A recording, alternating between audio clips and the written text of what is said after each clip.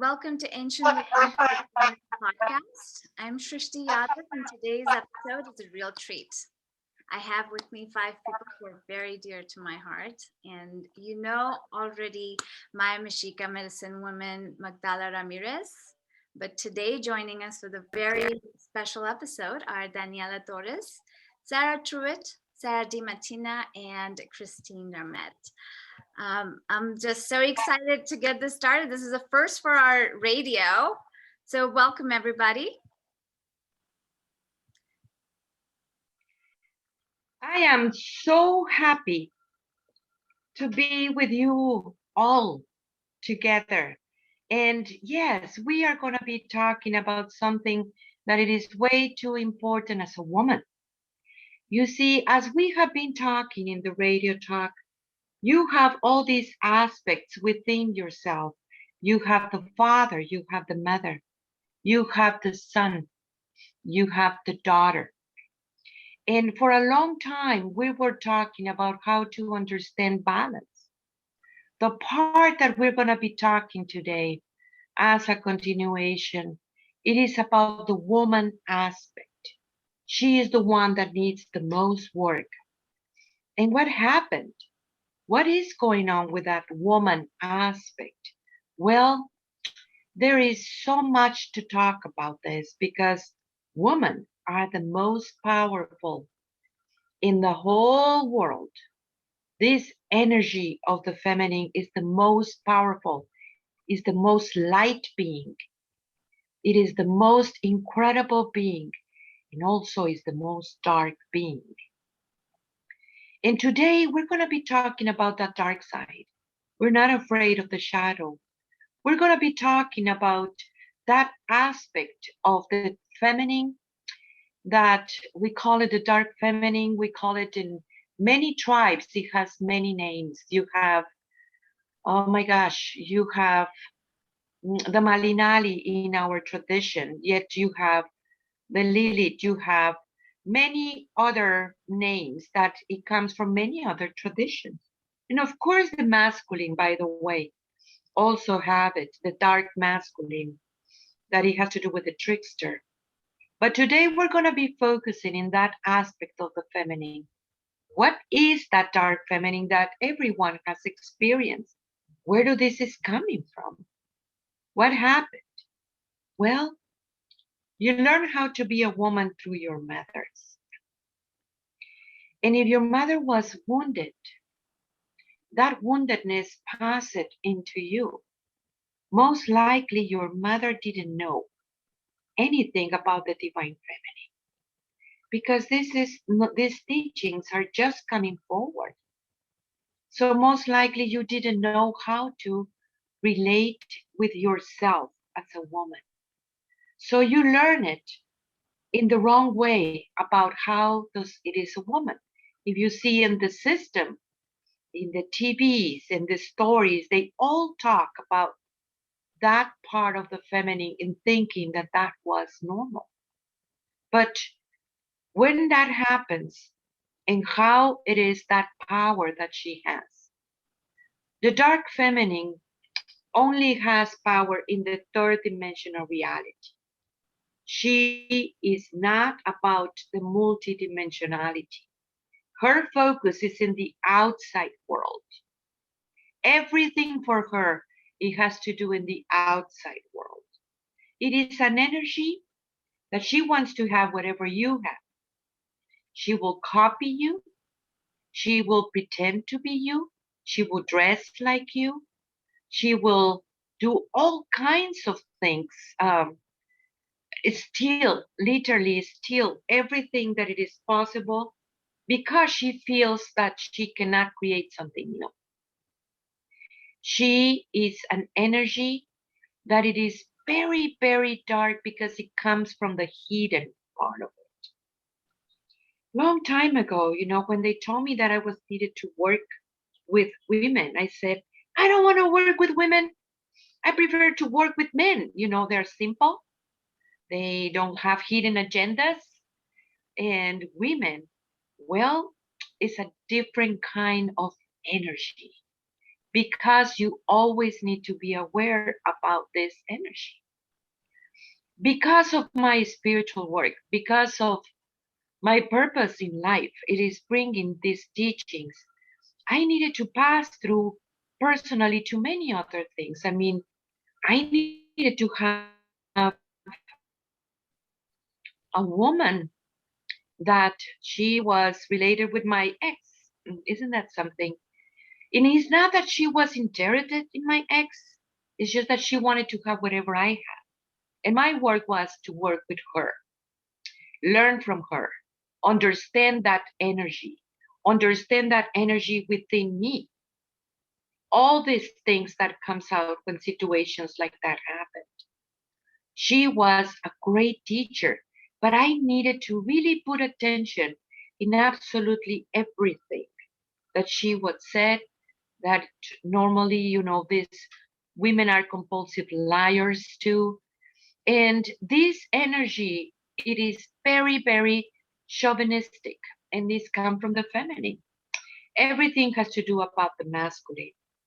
And you see, one of the things that I do need to mention too is the chauvinism and racism really goes together. If you see white supremacy energy, they are very, very chauvinist. It is very much denying absolutely every power of the feminine, denying the work of the feminine. So these things has been like very much together. Now here comes the mother and said, these teachings belongs to everyone in the world. So when I came into this country, it has been very, very hard because first I didn't know the language. Two girls, imagine this, no money, very hard times, and not understanding what it was this about and how do we able to bring these teachings to all the colors of the skin. When I was very much used to understanding where I come from, that is not important. When that you choose your people, you choose your friends because of the essence, never because of the color of the skin. Yet I needed to find out how it works in United States, this dark feminine, and how it works within yourself and what it does to you, and bringing a sisterhood together, many races, ages, color of the skin. Well, it has been quite a journey. And today we're going to be talking about how it is possible to bring this and how culture also is part of the equation in all this. Because where I come from is a very different story, what we perceive friendship and sisterhood. I mean, you die for your friends. And here it doesn't really work that way. There was a medicine man that told me one point, where you coming from? From 10 people, you trust 9. Where you are right now, from 10 people, you trust 1. And especially women. Why? Because of all these hidden agendas, because the stabbing in the back, because they will deny you, they will pretend to be your friends, and then they will ghost you or check out, or I don't know, whatever they want to say, but they don't understand honor. And that has to do with the culture. And especially when we have all these conversations that it has to do with honor and respect to each other, it can take forever for the people just does understand what honor means. So when you go to any place whatsoever, or even in your own family, you might find this energy. And this energy, it is very, very hurtful. You see all these men that they cannot understand that power of the feminine. Well, look into their mothers. Most likely, they were raised by women that they didn't understand at all the divine feminine. Men that don't know anything about women. And I do need to say this again. what this conversation is going to take place, men have no idea what it is cooking behind, because the dark feminine is the only one that they know how to relate with. And she is completely manipulative. And she is completely a liar in absolutely every single part of it. So the men didn't know how to relate with the divine feminine for a long time because they felt so completely disconnected. They can feel an energy.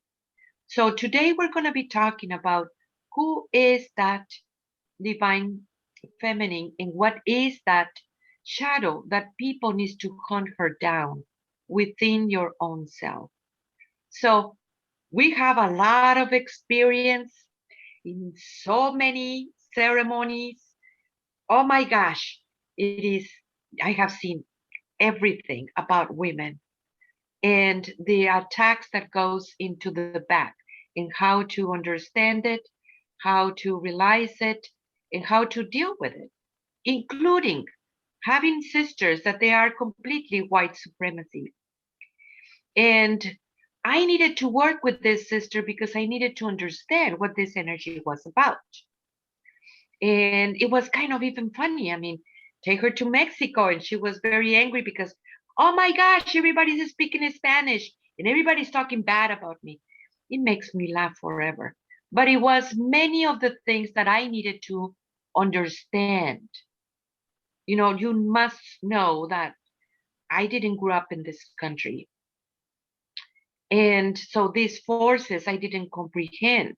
And until we said, okay, no more of this white supremacy, we learn enough, they disappear because of it too. Because of what is it and how do this work?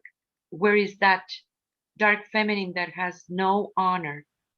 We have sisters that they will take a picture of me and remove my face and put theirs. I mean, this is cycle.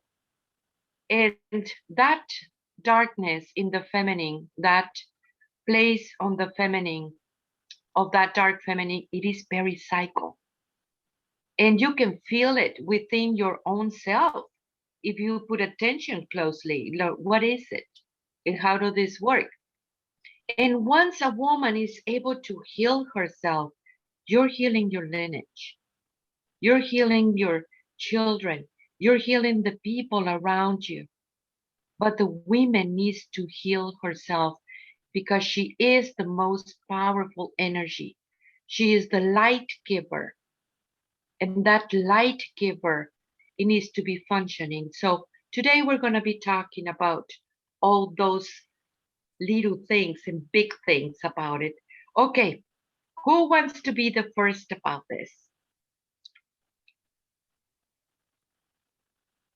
Okay, Christine, tell me about it. Okay, Ma, this is Christine Dearmit.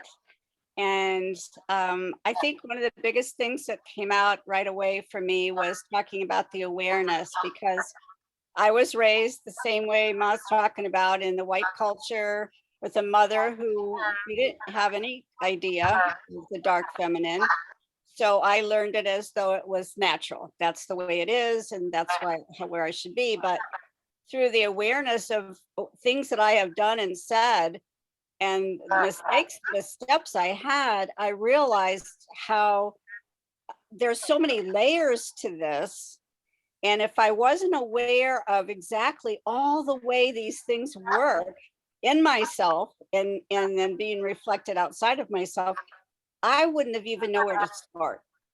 So for me, awareness was the first key. And then the way, the dark feminine wants to align with you to create more darkness. So if you're in with them or creating these little camps, we used to call them, of women that align with each other, then it's all dark and it's multiplied many times over, and you feel you're part of something. You are, but you're a part of something that's very dark. So that was, that's something I wanted to share. Okay. Sarita, mijita, Hi, this is Sarah.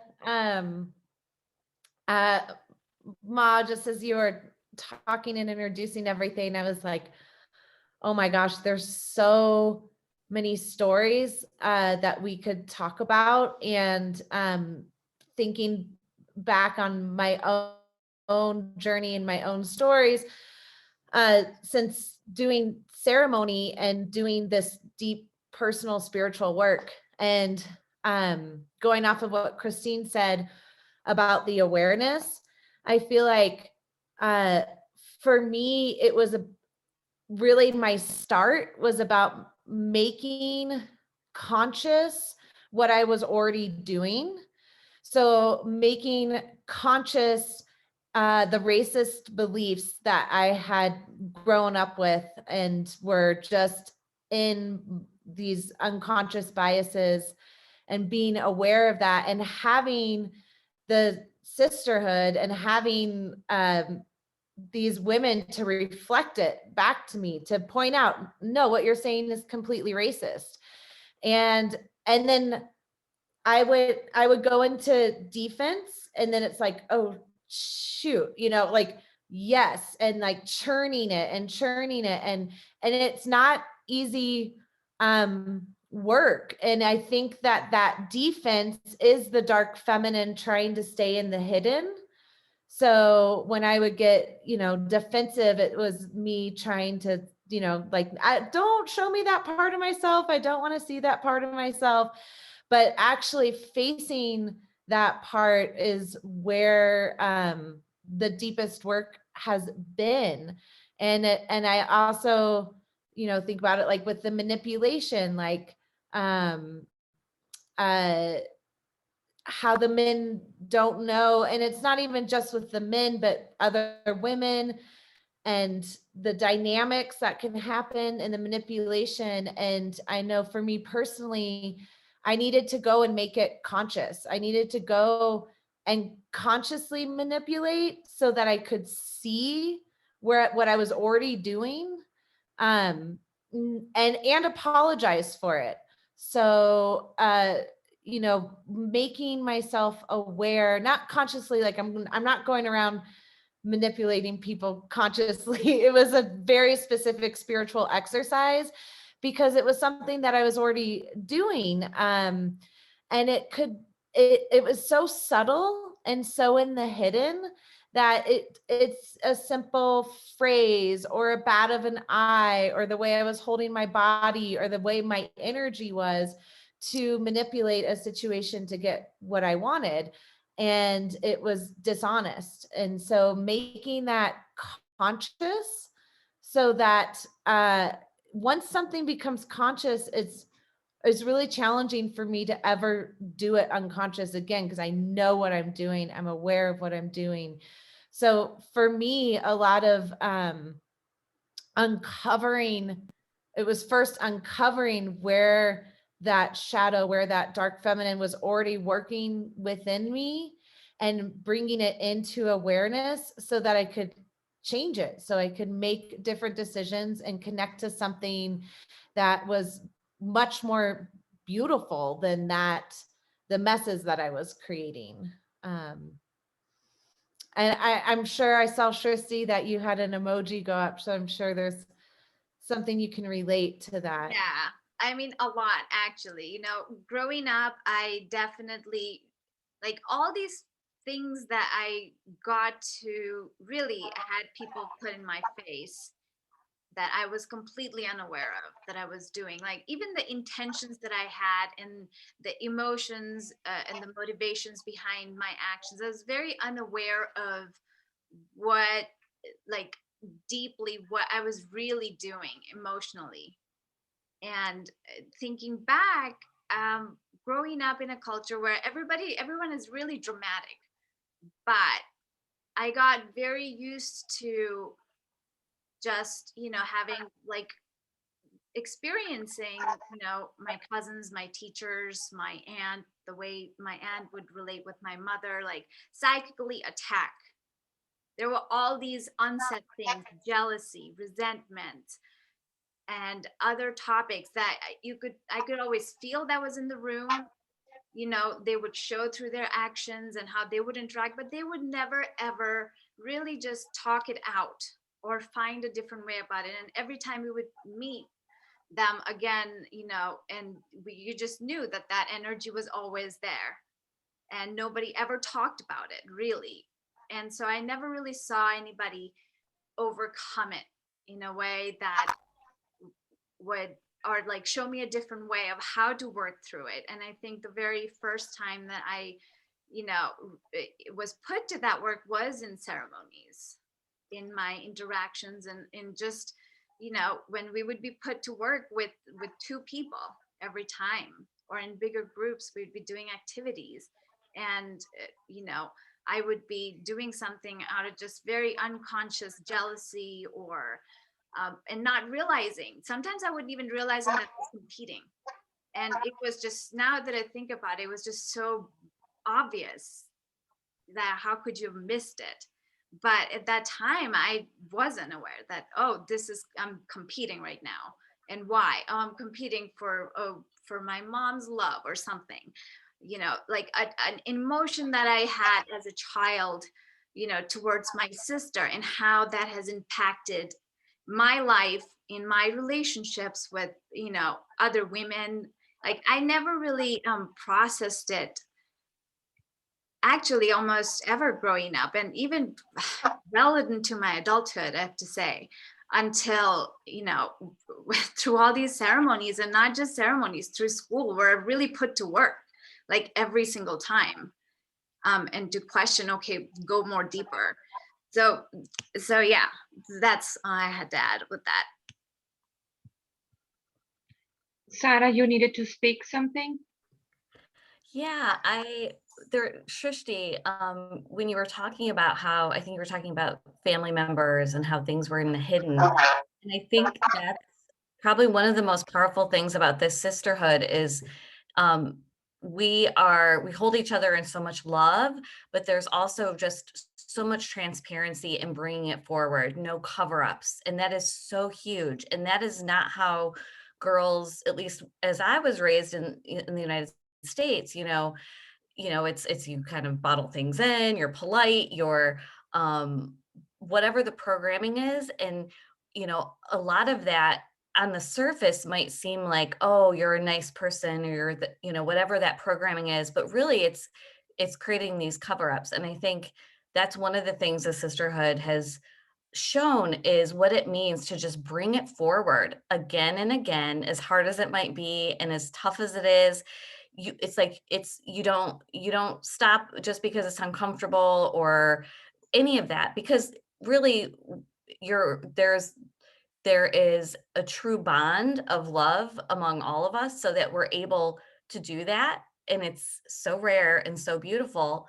And I think for me, one of the ways that's made me be able to, or that's helped me have that shift too in myself, is through the teachings that Ma has brought forward, is really like being able to shift my identity from what I thought I was to seeing myself as love, and seeing myself as the daughter of the mother, and understanding that, like, when things come up, when the dark feminine comes up in myself or in someone else, it's like, I want to hunt her down. I want to see that. I want to be able to be like, now I see it. Yeah, I love that you love me so much in such a beautiful, pure way that you can call me out on it and be like, Sarah, that's a bias.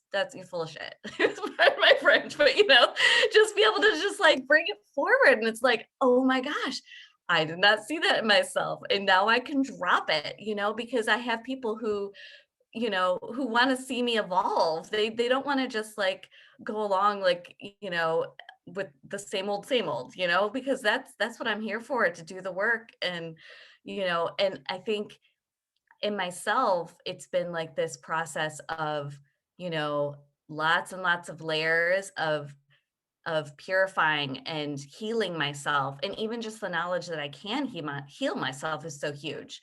The knowledge that I can go up, that I don't have to stay in this linear place that I was told my whole life. Like, all of that really comes down to like, I am not a victim. Like I'm choosing, and part of being responsible is being able to like take, responsibility for, being willing to see those unconscious biases or patterns or whatever. And when it comes up, to be like, okay, now I see this, now I can move it. So for me, this group, I mean, this sisterhood is foster, like all of that is, we all are like supporting each other in that. And that's the total opposite of what at least for me, I experienced in the system. Yeah. Danny, you wanted to say something? Yeah, I just kind of wanted to just kind of like bring some of that back, because I feel like sometimes we can talk about these things in a more esoteric kind of way, but I kind of wanted to bring some of like those practical situations, and I kind of wanted to just kind of like hear from you guys, just like in a short way of ways that you have seen it either in yourself or in others, and seeing how those different ways have manifested for you. I mean, and I'll go ahead and get started. I'm a fitness instructor, and I work with in types of fitness that bring a lot of insecurities to the forefront. I do aerial and pole instruction, so that brings up a lot of things for people, and things that I see are those fears of limiting beliefs and that anxiety rise up, and it try to find a way on what to attach to, whether it is to yourself, because the dark feminine doesn't even have to attack somebody else. It can also attack you and your own desire for personal growth. It can attach to somebody else, and it can be their movement style, it can be their color, it can be their your perceived level of beauty, and or you need to be really close friends with them, but at the same time there's attachments that can happen to somebody's partner or somebody's parent. um uh, yeah, so I kind of wanted to hear from you guys, like how are just some other like just quick ways where you have seen, I want to see like snapshots of what these things have been in your lives. Yeah. Yeah, I love that, Danny. One thing I'm thinking about, I think we need to mute. One thing I'm thinking about is what you're talking about, like attacking the self. So I definitely have attacked myself through this distorted program that the value of my value as a woman has to do with how I look and if I'm getting attention from men.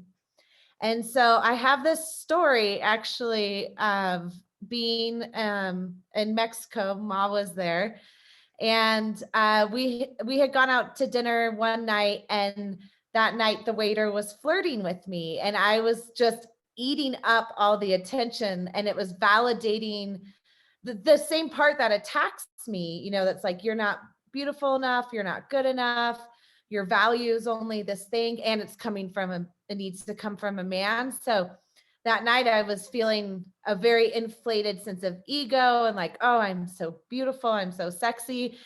And then the next day we went there with a bigger group of people, and the waiter was there again, and he was flirting with a different woman at the table and not me. And I like where's my attention? And I felt it come in. Ma's laughing because she was there. I felt it come in, and I felt the sort of, and then finally I realized what was happening, and I just turned to this woman and I said, I'm being totally jealous of you right now because that waiter gave me attention last night and now he's giving you attention. And just in the moment that I could name it, it shifted the energy, just saying it out loud, not holding it within, not trying to pretend like I'm cool and I don't care, but like owning, like what Sarah was talking about, taking responsibility, owning it, but to just see how it weaves in, that energy weaves in so quickly, and how I will go for it because I'm seeking validation, or I've in some way. So I feel like that's a pretty great example of something personally that I went through, that work that I went through, just to even be able to call myself out and say it and see it. It took a lot of work to get there. So that's one example that came to mind.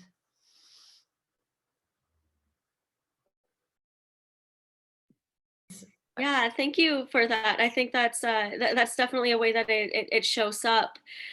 I know that we've mentioned some other ones about just like that jealousy, that envy, that, I mean, like you see it as early as like in childhood, you know, like somebody's just like, let's be best friends, let's be so close, and let's see what we can steal from one another, or again, like repressing those feelings, so that are just like, I'm just gonna be cool, I'm gonna pretend nothing is happening, or facing it. And yeah, that there's a lot of racist beliefs, the ways that is geographically speaking, where we're at, how white women benefit from their color in different situations, and the importance of being an ally, of saying, I denounce that gift that the dark feminine gives me, and choosing to stand up for something else. My Sarah? Danny, that was actually what I was going to talk about for my example was, well, two things. One, I think with understanding what it means for me to face racism in myself, understanding that like it's not enough to like have quote the right beliefs and just have them internally, in that instead understanding that like if I remain silent in a situation, that I'm choosing to align with an energy and I'm taking full advantage of my white privilege. And I had a situation in my workplace where um, we worked with law enforcement, and there was a situation where I could see this resistance in myself of speaking out against a behavior that I was uncomfortable with. And it actually was something I worked through the spiritual work that I do, and was able to like see it in a different way and become much more vocal. And that's an example of like being able to put it on, it's like, and seeing all the times also where I didn't put it on, and owning that and understanding what that's about. I think the other big one for me personally is like this knowledge and these teachings has helped me completely change the way that I view my experience of surviving sexual assault.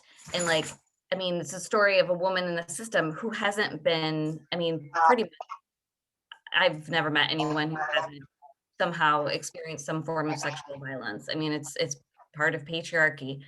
But for me, it was understanding that like if I identify with that, like identity as a victim, and choosing to give my power away and see things in terms of victim and predator, that was like for my own inner work, a huge part of my own healing was like being able to just understand it in a different way, and to be able to heal myself, and to not necessarily bond through shared pain, which is another that can be very dark. And also understanding that like I don't need to run to the system to expect the system to like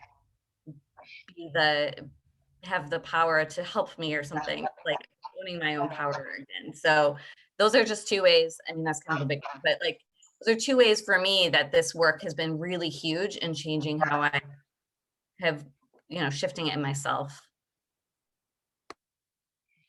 Well, it is true how the system, is just contribute constantly more to the dark feminine, to people to react to that dark feminine about that, like, what is it? And then in that pretendance too. I mean, I hear your stories and people pretending that nothing is happening when you can feel it. You can feel that energy.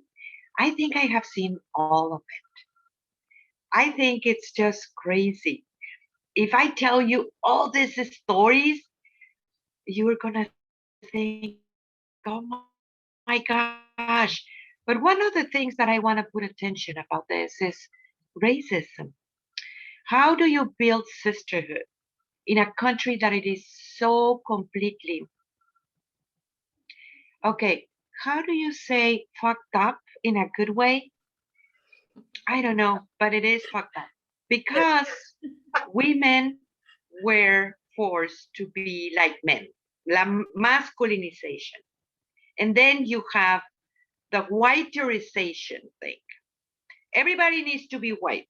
I mean, I have women saying, yeah, then higher dimension, it will be all white. Can you believe it? Because they think that's how they think in that dark side of it. How much of that racism it is really hurting in United States. United States is like an experiment. You have all the races together.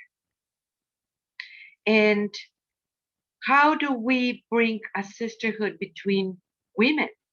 Being able to see beyond that place of that racism that constantly it is pushing away. I mean, many of the people that I know and very, very close, they were never invite me to their children's weddings, or introduce me to their people because I'm brown. What the white people will think about them. I mean, you have all these agendas that it is very related with that dark feminine.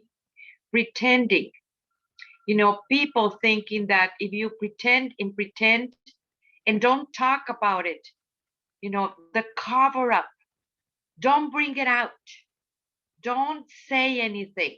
You have jealous, you're competing, you are a big mess. You feel no, not good enough, not skinny enough, not fat enough. I mean, not whatever it is, not enough. And you just don't talk about it because that's how you grew up to. That's how you think about yourself. Your mother never really told you how beautiful you are. Your mother never told you how great you are and how powerful you are. That side of the feminine side that it is important when you're growing up.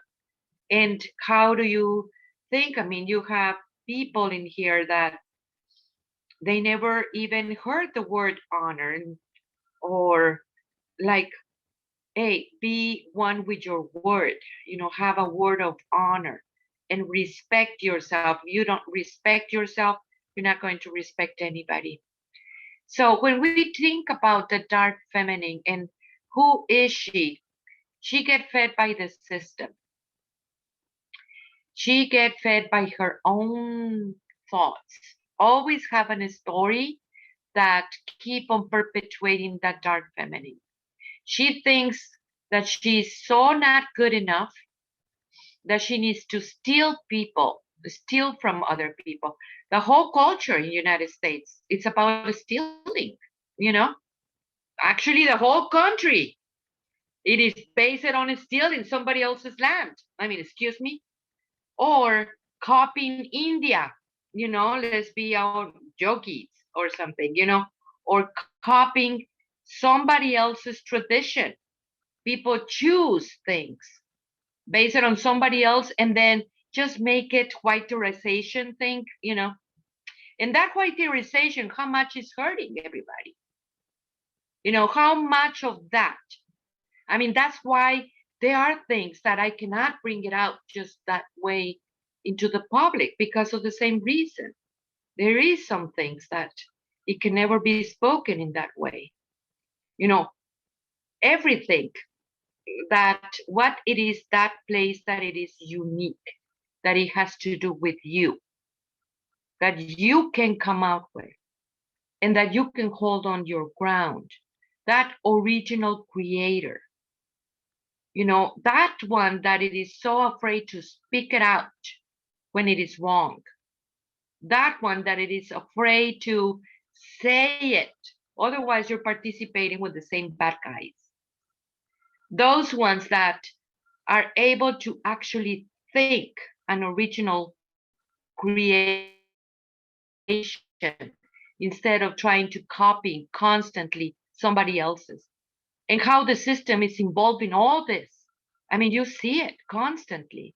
I mean, when my girls were little, I was in the school every day fighting for something, racism or making the women down. I mean, one of my daughters, it was amazing. The stupid teacher says she has a completely straight A's in mathematics. My girls are great in mathematics. And the guy says, not bad for being a girl. Oh my gosh. I was so angry. But that is the mentality, and the people don't even know. How can you even think in that way, or saying something, or, women that they stay in silence and participate in all these things that it is going on in the system, whatever it is. You go to whatever Lowe's or Home Depot and they call you honey and sweetie, and instead of saying, excuse me, I'm not your sweetie. And that is the true human being. That's the woman. The dark feminine goes, oh, he called me sweetie. It's like, are you freaking kidding me? But people is that way. I seen it, and I seen it with women when they say, I feel jealousy, or this woman is looking at me funny. Okay, let's talk about this, because if that energy is in here, it is in all of us, and we're going to resolve it all together. But we do need to bring a voice in whatever it is happening. Be truthful to ourselves. How can we be truthful to ourselves if people are just so afraid about what other people will think about you? And that is very much included in this culture about this. Srishti, you put the heart, you needed to say something. Tell me about it. Well, I just wanted to add with the personal examples that we were coming out with. I didn't really grow up here, but in India, there's a lot of classism. And my last name, Yadav, happens to be one of the lower castes, slightly, not the super low, whatever. Oh, no.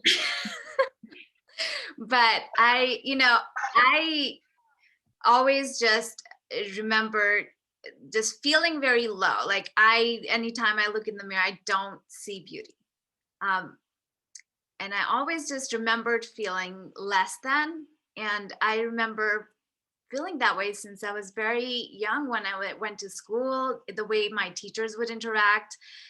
And I feel like I never had the discussion at home with my parents about that.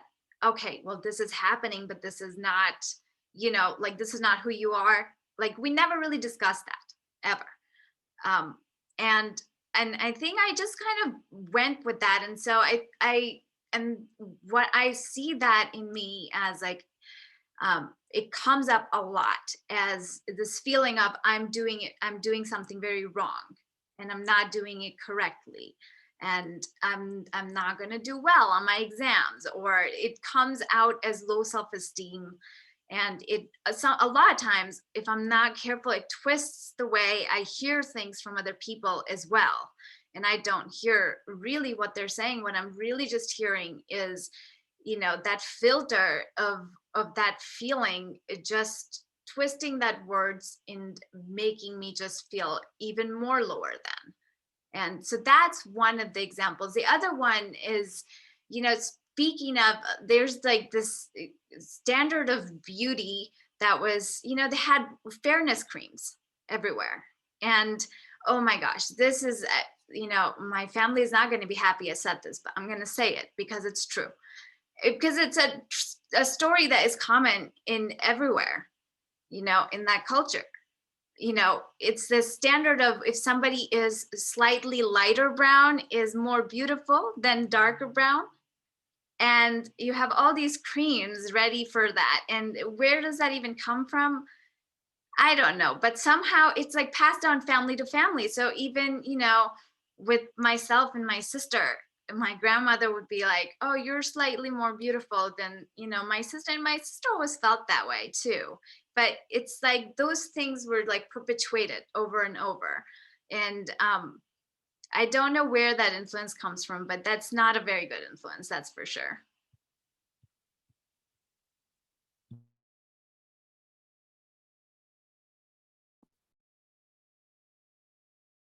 Christine, you're muted. Yeah, Christine, you want to say something? Yes. So, I mean, I'm hearing everyone speaking and I'm agreeing obviously with everyone. What Sarah was talking about was how the sisterhood is. I've traveled through many years of how it wasn't and how it has become such a beautiful thing. And what I was thinking about was, you know, we align, you know, validation, everything that we're talking about is about the outside world, obviously, our beauty, our sexuality, how we look, how we act, what we say, what we don't say. And we were never taught to focus on the inner world, which is where we're really focusing on and what we do in the school so much. But I recall one time I was in a ceremony with another woman, and she and I were the eldest of the women, and there was a storm, and she and I aligned with each other to get under the tarp because we were the oldest ones, and we earned that right to be protected under the tarp, as ridiculous as that sounds. So what happens is Ma comes to us and goes, okay, let's talk about this once the ceremony was over, and put it on the table. That was always that way. Let's bring it up, let's put it out, let's talk about it, and let's resolve it. And when Sarah was talking about the love that we all have for each other, that would have not even been possible had we not cleared out all these things within ourselves and with each other, and the way we relate to each other, which is so honest and is so enveloping, because we don't have to hide. We don't have to look to each other to validate ourselves or to align with the shadow in each of us, because that's not what we're about anymore. So coming together in this particular sisterhood is like nothing else I've ever experienced. And I have many other examples as well, but that just was really speaking to me about how each one of us really has felt not good enough, not pretty enough, not enough in one way or another. And we're finding that is not true. And then how we are so much more than that with each other too. So. Danny, you needed to say something? Yeah, I kind of wanted to just kind of like go back around to how you said about racism and how to come together on things. I kind of wanted to point out one of like my particularly least favorite ways that the dark feminine shows up when it comes in respect to that. And it comes with when people say, well, I don't see color, I wish we could just come together. What is the way that I can relinquish responsibility and sweep this under the table and be okay? Why can't we be friends? That is extremely toxic. It is hiding underneath a blanket. It is completely relinquishing responsibility.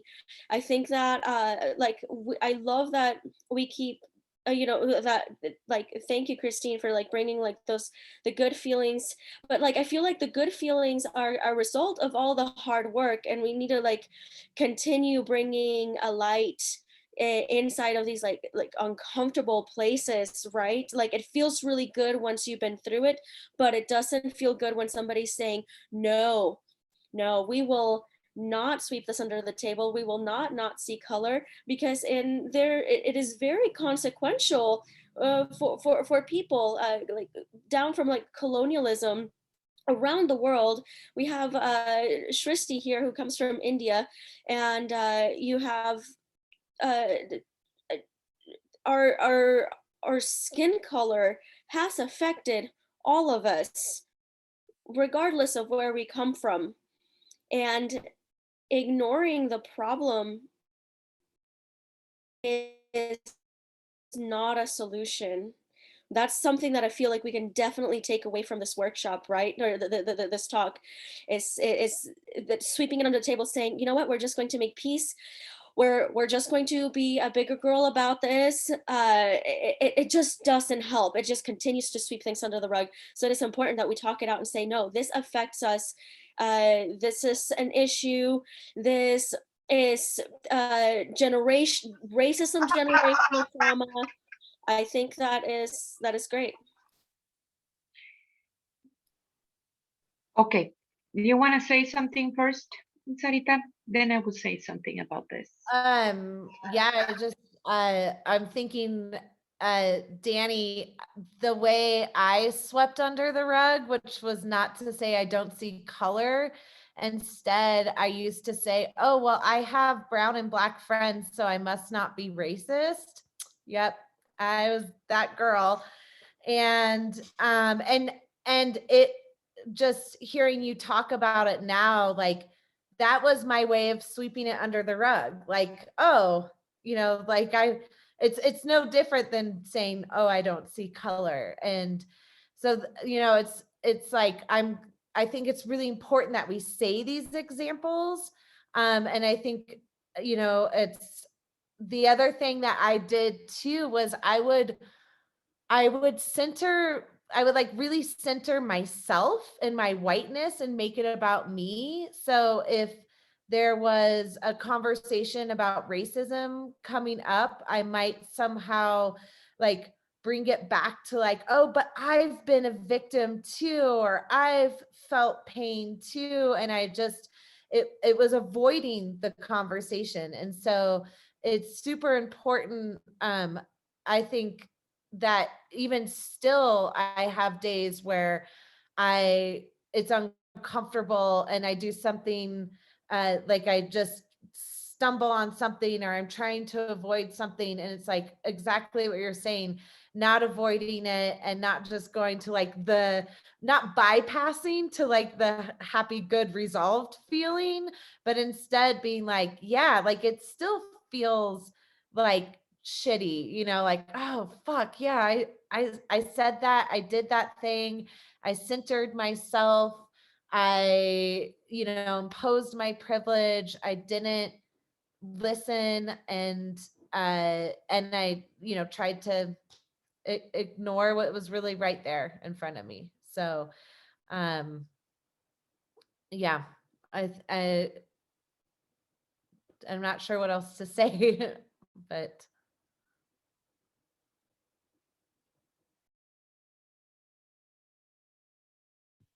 Ma, you're muted. Okay, what about now? Better? Okay, I think it is true and so completely true about how this works. Because the same thing goes for all these other energies that it is in the hidden, that dark feminine that wants to pretend that everything is love and light, everything is beautiful, everything. And well, it's not, One of the things that I see about this in a very, very strong manner, it is true even in this wave. We are in the wave of Masatl. That means the deer. And that has to do too. It's about the path, but it has to do with the predators and, and the victims. And in one way or the other, eventually, we need to stop playing that part because everybody has been a predator, everybody has been a victim. But it is much more easy for the victim to overcome it than the oppressor. Oh my gosh, that's the big cover up. Because of maybe it is the white guilt, Maybe it has to do with that dark feminine that wants to take whatever you have and then pretends it's hers and then put it under the table. I don't want to talk about it. Be nice and don't say anything. And when we bring actually everything in the table and we speak about it, like, hey, you know, that comment is very racist. Let's talk about this. And then you go, oh my gosh, I did it again. Yes, you did it again. Work it out.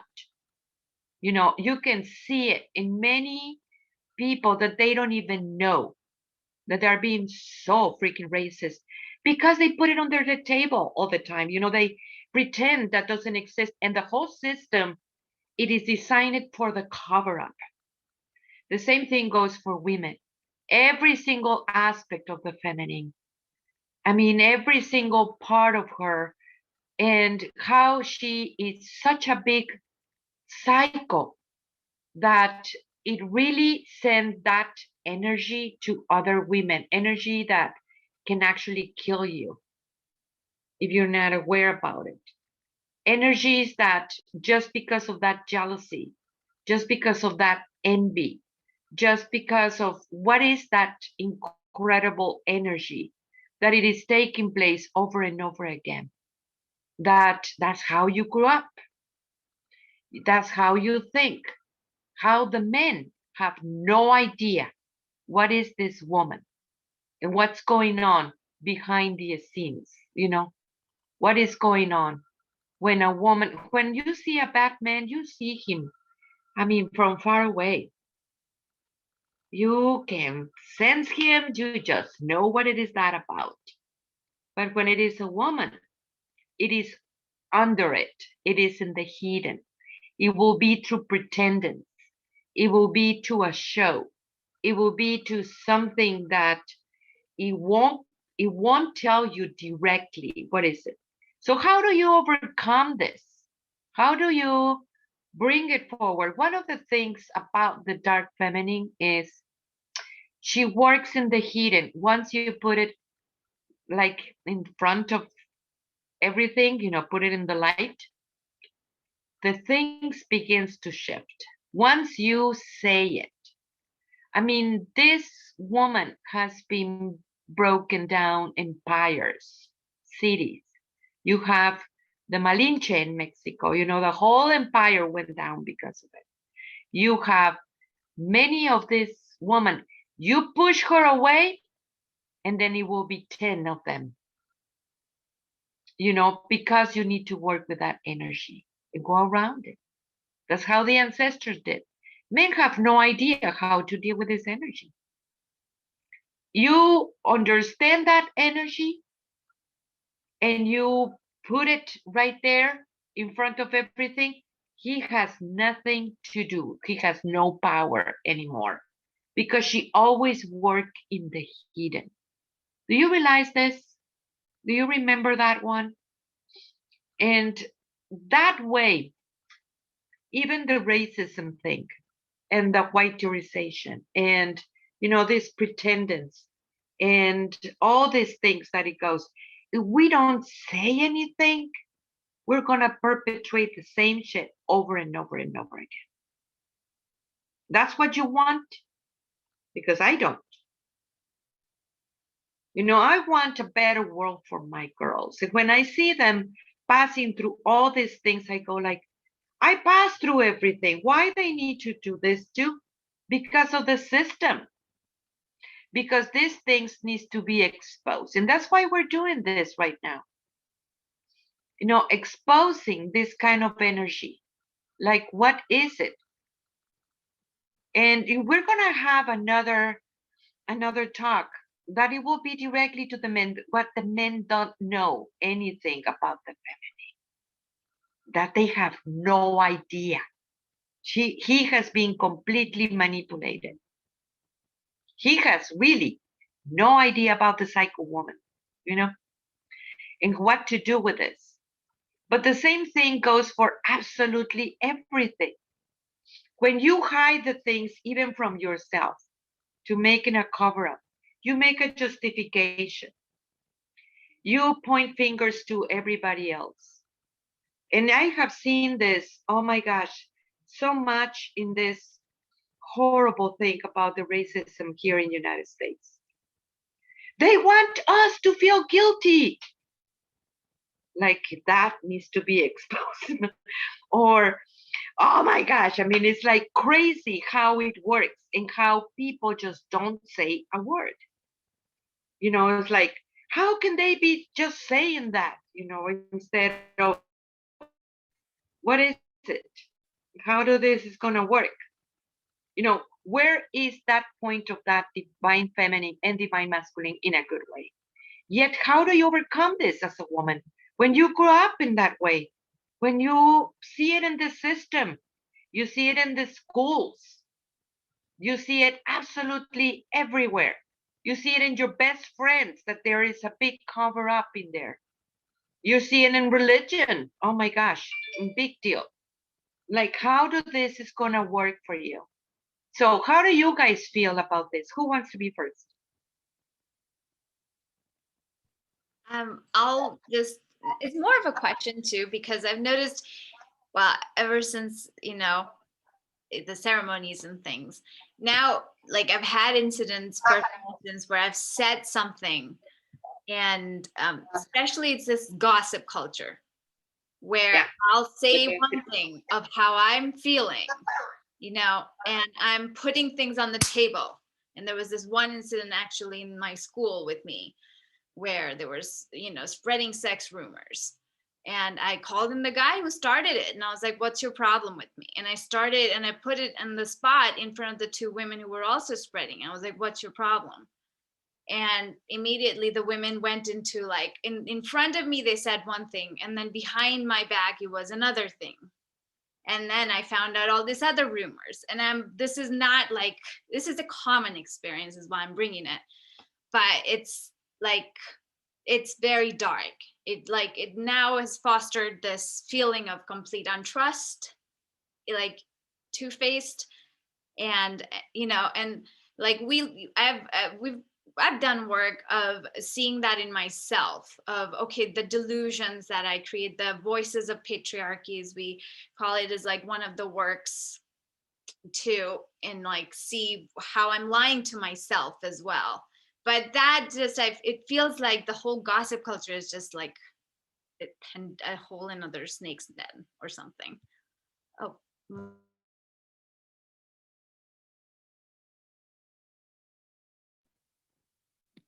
Sorry, I don't know what does this mean. Okay. Okay.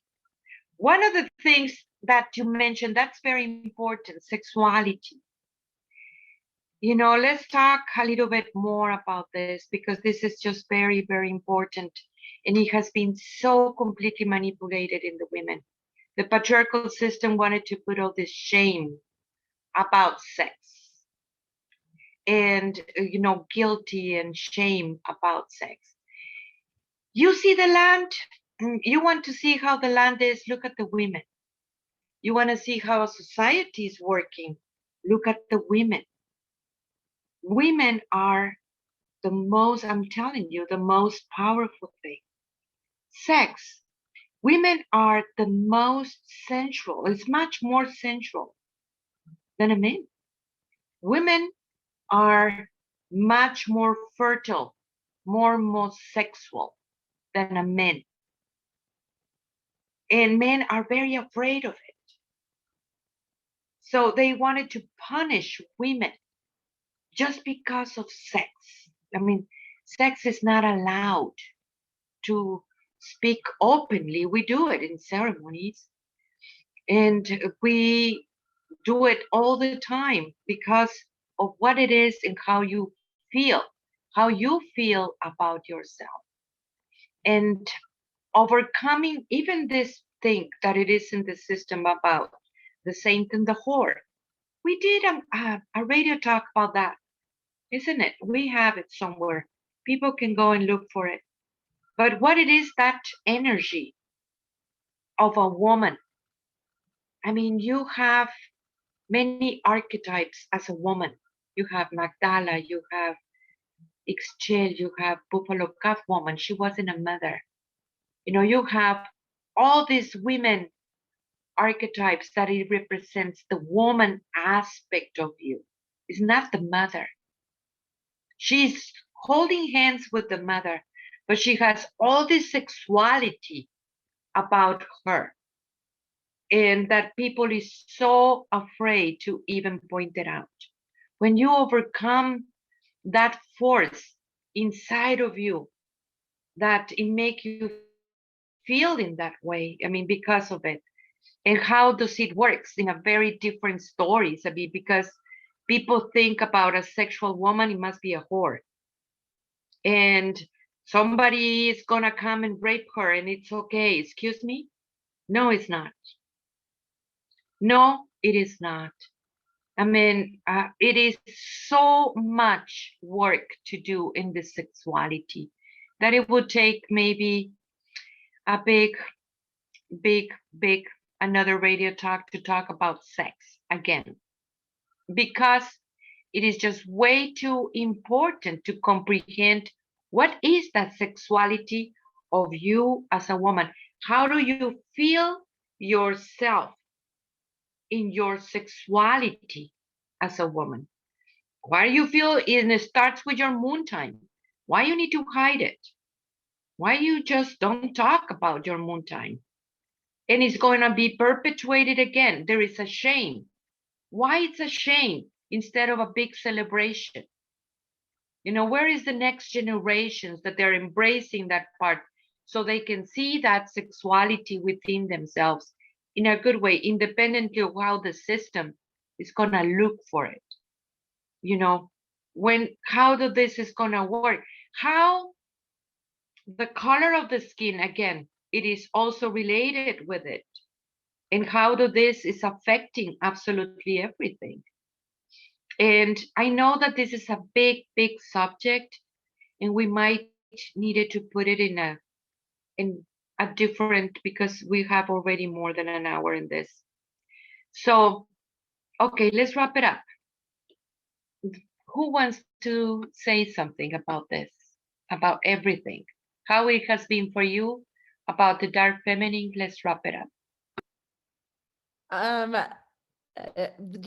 Ending with even just thinking about sexuality is such a big one that yes, we would need a whole another hour, because I'm still I think how I would end this talk is it is an everyday work for me. It's not just, oh, I've achieved enlightenment and I'm here. It's like I have to stay vigilant. I need my my sisters to hold me accountable. I need to hold myself accountable.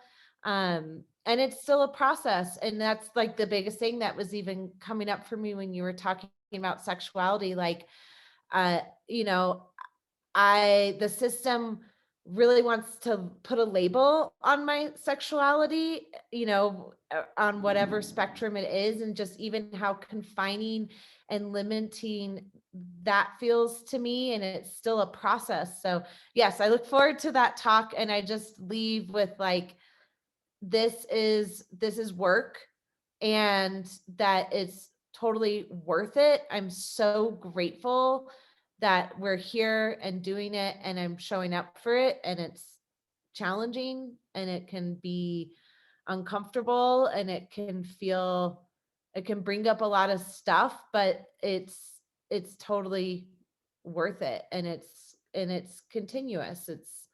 I need to stay aware and be responsible. So I think that's sort of how I'm ending on this particular talk this evening. And I love you all, and I'm really grateful you're all here.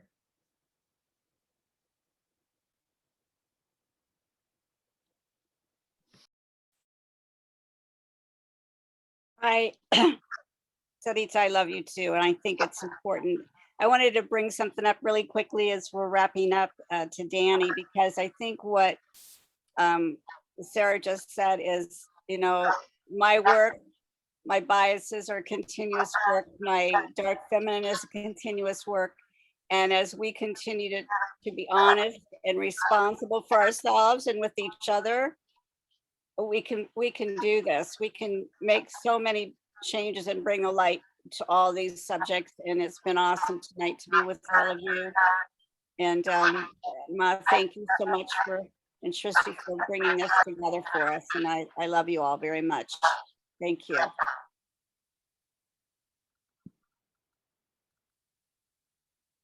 Danny? I wanted to just kind of like just to kind of like shine a light about what like Shrishti was saying about like what happens whenever somebody is spreading rumors about something that I have a lot of emotion attached to. I think that one of the benefits of practicing um hunting down that dark feminine is the benefit of transparency. If people know that you are a very transparent person, if you are very clear with your stuff, or you're not afraid to call yourself out, even if nobody is calling you out, if you being that, then people have a hard time doubting what you have to say. So whenever those rumors come up or something, just be like, hey, you know me, I'm an open book. That sounds like complete lies from somebody else, and they're dangling this insecurity in front of me. I don't like it. I think that definitely puts you in an empowered position, as much as you can be in a very uncomfortable situation. And again, just boundary setting for yourself. I think like one of the biggest problems is feeling shame whenever we finally boundary setting is a hard practice to have. It's something that not everybody feels comfortable doing, but once that becomes a practice, there's a lot of shame associated with it. I think that again, that transparency is going to help out a lot, and just being able to call out those boundaries and calling it out. I'm glad that you stepped up in that situation and said something about it, because if anything, it just it makes people a little bit more hesitant to try to set you up in ugly traps. But at the same time, it displays to them that that is a them issue, and that maybe they need to find something else to play with, so that you don't just pass on that burden to somebody else that might be more scared to set a boundary. I think I'll leave with that. Sarah? My one thought about the sexuality topic, I'm really excited to talk more about that. And for me, so much of that is tied up with the wounded mother, like healing that. At least for me, that was a big one. So that's huge. And then I think my only other takeaway really with all of this work is it's like the more I understand the sacredness of who I am and like have an honor for myself and then of course with others, it's like the voice of the dark feminine doesn't rattle me the way it used to. It's like I can see her and see it and not, it doesn't hold the power that it may have before. And it's like, I think that's huge too. That's been a big shift, and just being able to have that raw, like honesty with myself and not engage in the cover-ups. Like that's like at the heart of so much of it, at least in my work, it has been. So it was an honor to talk about all this with all of you. I'm done. Well, you will have the last word, Srishti Mihita. But one of the things that I do want to talk about it, yes, there is a lot of mother issues, father issues, and the wounded father and the wounded mother, that it is the time to heal those places within the self. And for me, it has always been an honor to bring these teachings about the Great Mother and about how it works the ways of the feminine. But one of the things that I do observe when we are dealing with so many things, it is so beautiful to see all the sisterhood coming together, helping each other, protecting each other, be there for one to another, being that incredible connected that it helps you to heal. It helps you to trust again in yourself, to help you to overcome those forces when people can be real one to another. And that realness is just way too important. You are love. We all are love. Overcoming those programmings is just way too important. We cannot allow these forces to just keep you into lower consciousness. I'm so happy that we have this talk. So happy for each one of you. So grateful. And we do have a school online where we talk very direct and very honest about many things. You can find my more information in my website, in our website. And I think Sristi needs to close it. Thank you, Mijita, for making this possible. Oh my gosh, thank you everyone for coming together for this talk. I mean, it's been helpful to just hear from everybody. And I'm taking away so much from this conversation. And I also feel like I started this whole, like I touched on the sex thing and there's so much to talk about there. Hopefully, maybe we can come together again because I think I think it's just amazing to hear from everybody. And for all the viewers, if you want to hear from us again, please do comment below. I'm going to post all the links to Ma's website. There's books. There are individual courses, pre-recorded courses that you can enroll in that are not part of the school, that you can work at it on your own. There's also school online. Every week we meet, and that's also very beautiful. There are other courses, PPF, and many other options. And please write to us. We always love to hear from you. And thank you everyone for joining us today. And we hope you have a great day.